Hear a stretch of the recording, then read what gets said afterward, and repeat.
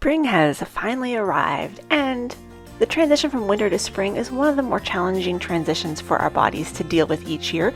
So today's episode, we're going to be talking about 4 things that you can do in the month of April to help that transition be a little bit smoother. Stay tuned. You're listening to the Wellness Simplified podcast. Simple wellness tips to help you improve your life without turning it upside down. With your host, award-winning fitness instructor, nutrition coach, and wellness expert, Susie Fevens. Welcome back to the podcast, and if you are listening to this on release day, release weekend, happy Easter. It is April. It is Easter. Spring is here. All the good things. Like, friends, we have made it through winter. We've made it through. I'm not saying we might not get a little bit more snow, because who knows? Winter can be winter. April can be a bit of a weird month, but the worst of it is behind us. It's behind us. And that means that we can look forward to more sun and heat and warmth and all of that wonderful stuff. The bad news is the transition on our bodies from winter to spring is more of a challenging one. That transition and the transition from summer to autumn or fall, those are the two most difficult transitions in the year.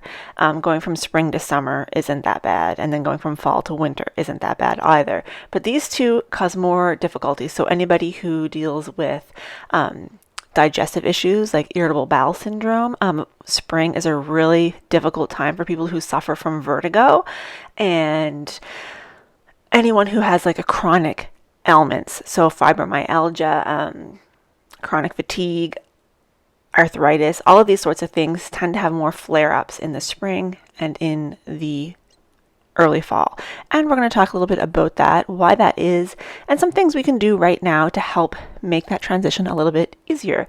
So before I get too far into this, I just want to mention that I did do a similar or a sister episode to this back in the fall with some tips on how to make the transition to fall a little bit easier. So this is going to go right in along with that.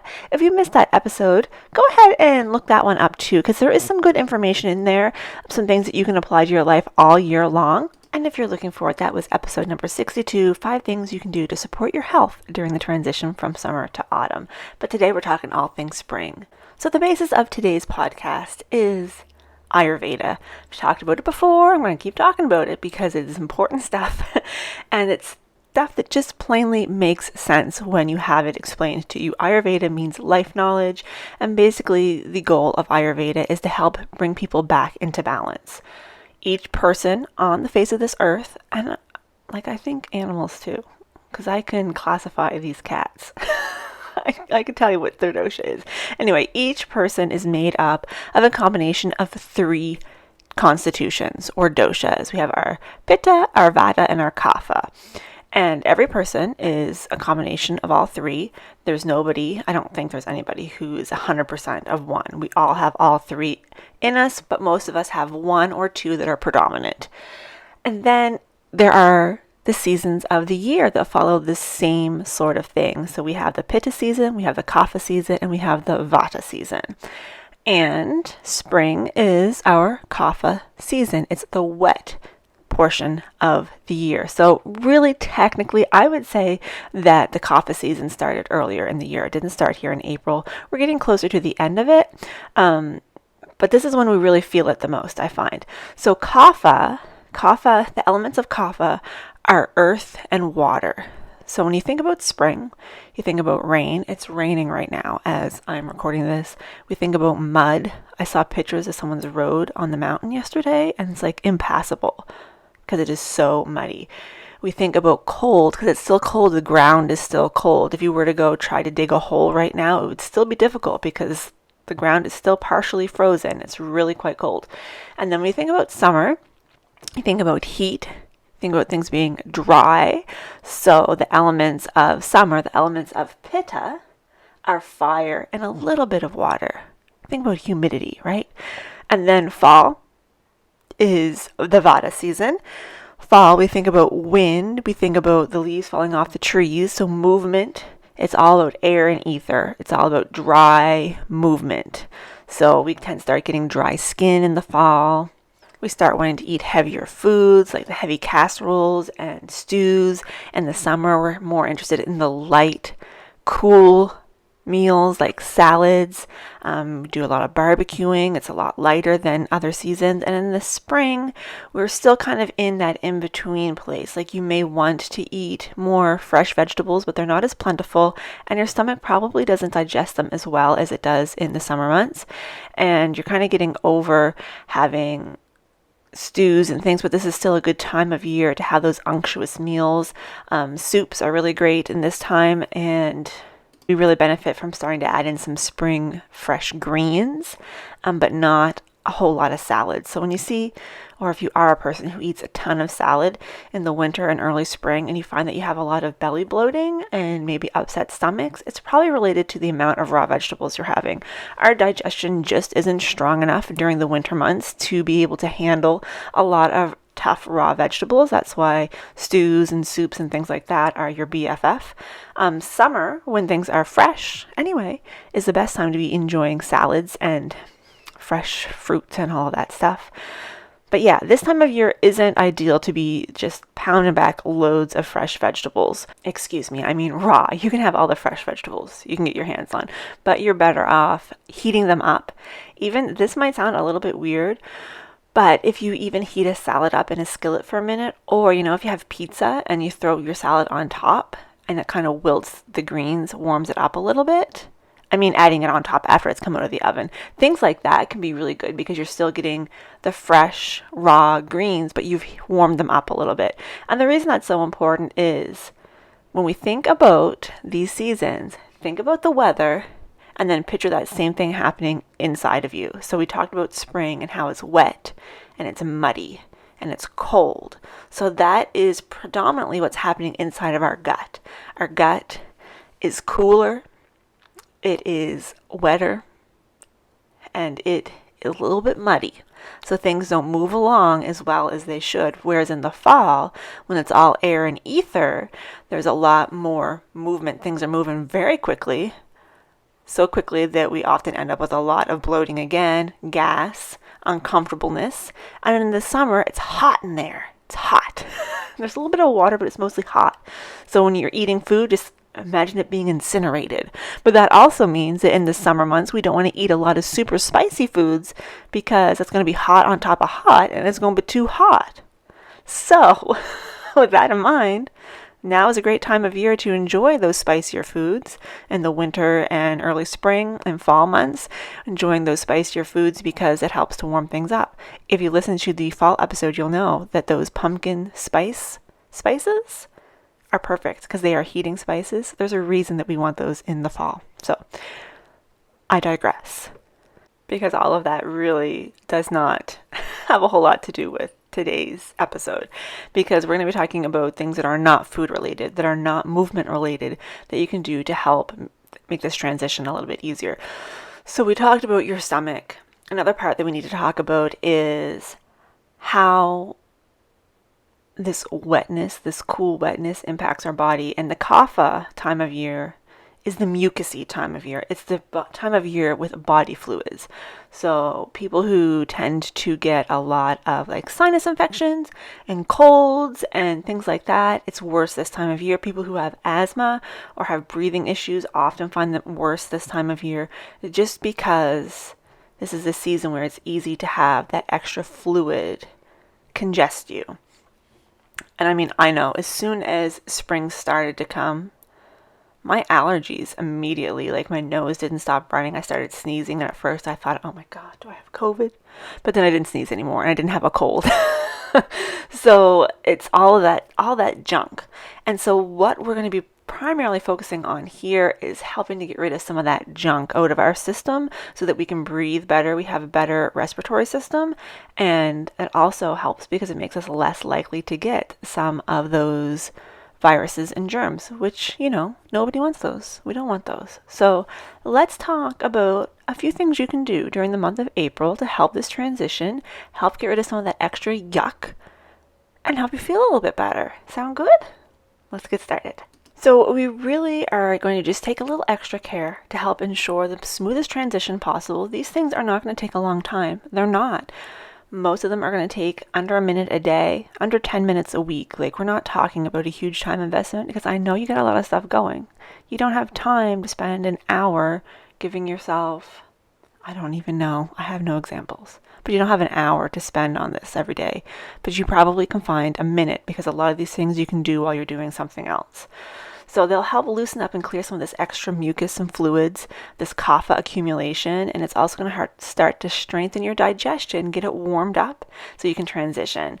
Now, the first one is something that you can do for a week, but I wouldn't recommend doing this like every day for a month. That gets to be a little bit cumbersome, but you can do this one first thing in the morning, get it out of the way, and then you're done for the day. And that is to gargle with warm water and salt each morning when you wake up. So this helps to remove mucus buildup in your respiratory system and nasal cavity. And if you're feeling really wild and crazy, you can add some turmeric to your gargle water as well, because that has the added benefits of being a powerful anti-inflammatory. And this can also help to flush out viruses and bacteria that are trying to make their way into your system. So if you don't know how to gargle, you can look it up on YouTube, but if all else fails, just put the solution in your mouth and swish it around for 10 to 15 seconds and then spit it out. That is the important part, is that you spit it out. You don't want to swallow this. We're trying to get rid of extra junk. If you happen to swallow a little bit, like water and salt and turmeric isn't going to do any harm to you, but this is not something that you want to be just drinking. It's not, first of all, it's not going to be very palatable, but secondly, we're trying to get that fluid out again, right? So basically, a cup of warm water, half a teaspoon of salt, half a teaspoon of turmeric powder, mix it around, gargle, spit it out, then put some more water in your mouth, gargle or rinse it around and spit that out just to get any remaining stuff out. And that's it. Do that every day for a week, and that is the first step in your transition. You may not even notice a difference, but sometimes not noticing a difference is the best difference of all, because that means that you don't have a whole lot of accumulation already. So that's week 1. That's what we're going to do. Week 2, you're only going to do this one time. So you need to set aside about 10 minutes for the whole week. The whole week. And this is going to continue on our mission to clear and cleanse the head and neck region, because we're going to literally clean the head and neck region. One evening, you're going to wash and massage your face with a small amount of warmed coconut oil or grapeseed oil.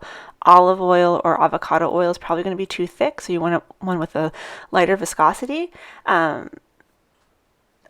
But any light oil will do. I'm not sure I would want to use plain cooking oil. Most people have coconut oil these days, though, so that would be my preferred version or preferred solution. So you want to warm it up first. I usually just throw my jar of coconut oil right in the sink with some warm water to let it warm up a little bit. I use fractionated coconut oil, so that's the coconut oil that is a liquid at room temperature. If you were using regular coconut oil that's a solid at room temperature, I would probably take that out and put it in a little dish and a little bowl and maybe warm that up in the microwave just until it melts. You don't want it hot, you just want it warm. Okay, I have actually made a video showing you how to wash your face using the coconut oil, because we want to stimulate some specific marma points. Marma points are, they're like acupressure points.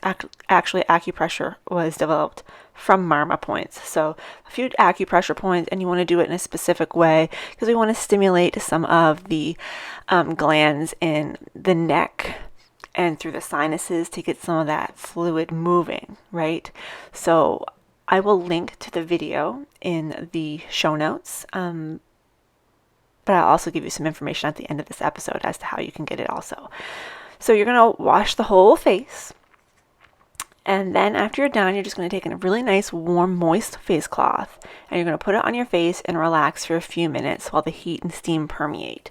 Now, if it is okay for you, you can lay on your bed with your head slightly tilted off the back of the bed or the side of the bed and have that over your face, and you'll feel some fluid start to collect in the back of your throat. It's kind of gross, but you want to, again, avoid swallowing. So you want to hang out here for about 5 minutes or until you can no longer resist the urge to swallow. So 5 minutes is really the maximum. You're not going to stay here for like 20 minutes. And your head isn't fully off. It's just the back of your head's off, just enough that your eyes are lower than your mouth, if that makes sense.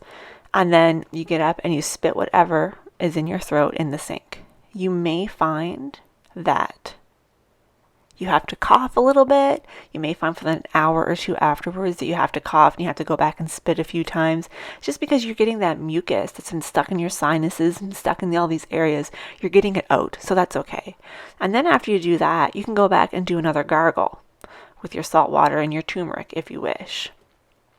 So that's a one-time deal. That's not something you're going to do every day or even every week. You're going to do it once. So if you wanted, you could do that one first, get it out of the way, and then continue for that following week with your gargle and get it done. No problem. So the next aspect or the next task on your to-do list is going to be accumulation. So the kapha tendency to accumulate congestion is not just in our bodies with bodily fluids. It can be around us too. So actual physical possessions in our homes, in our closets, in our cars, in our lives, in our digital lives. So there's a reason spring cleaning is a thing, because it's during the kapha season, and sometimes we start to feel a little bit weighed down by all of this stuff around us, and it helps us clear some of that energy by getting it up and out. So your next challenge is to remove 5 things from your physical space every day for a week. That could be 5 socks that no longer have a mate, 5 pieces of junk mail, 5 empty drink cups in your car, 5 shirts, 5 books, whatever. Just 5 things that you have to remove from your space. So if you're dealing with junk mail, you have to put that junk mail in the garbage or in the recycling, wherever it belongs. If you're getting rid of socks that have no friend, putting those in the trash or making them into rags, whatever you want to do with them, you have to actually take care of it. You can't just pile these things in a pile by your door, because I know people, and I know for most of you, you put that pile by the door, and now that's just going to be a pile by your door for the next 8 months. So no, you don't have to go to the Goodwill box every single day to get rid of your 5 things. But if your intention is to donate these things, I would take them out and I would put them in the front seat of your car. So each day, so that the next time you are out, you can go drop them off. Get them out. Get them out. Get them out. Now, caveat. If you are a person who goes and gets their mail each day and comes home and sorts it and immediately gets rid of the junk mail, you can't count that as your accumulation dispersion for the day.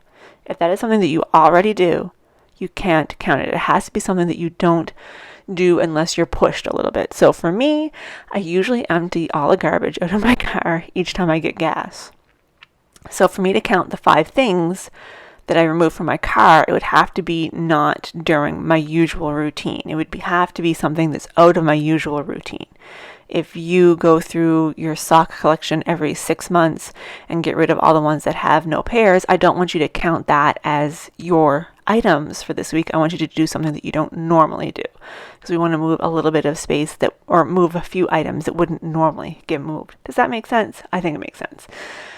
So total is 35 items. You could do this all in a day if you wanted to and get it done.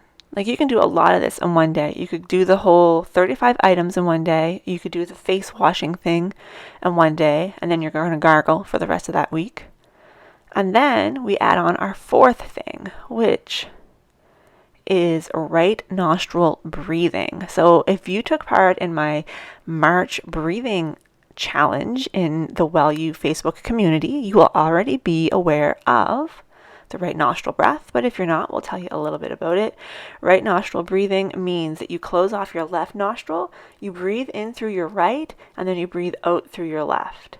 So you just keep going back, breathing in through the right, out through the left. So you physically close off one nostril, breathe in, breathe out. And the reason right nostril breathing is the one that I'm recommending here is because it is a warming and energizing breath. So it's going to help warm up your respiratory system and, again, help get some of that stuff moving. So for 1 minute, for 7 days, for a full week, I want you to practice right nostril breathing, except if you are somebody who has unmanaged high blood pressure, then right nostril breathing isn't recommended for you because it is heating. For you, I'm going to recommend just equal ratio breathing. So just breathing in through your nose for 4 or 5 counts and out through your nose for 4 or 5 counts. So that is still going to help get the respiratory system moving, but it's not going to cause that same heating, so it's not going to impact your blood pressure. So those are the tips for helping to make that transition a little bit easier. See, I told you, it's nothing scary. It's nothing scary. Number 1, for a week, upon waking, cup of warm water, half a teaspoon of salt, maybe half a teaspoon of turmeric, stir it all up, give a gargle, spit it out, then rinse your mouth with regular water, spit that out, and go about your day. Well, one time, you're going to wash your face, you're going to do the massage, and remember, the link to the video is in the show notes.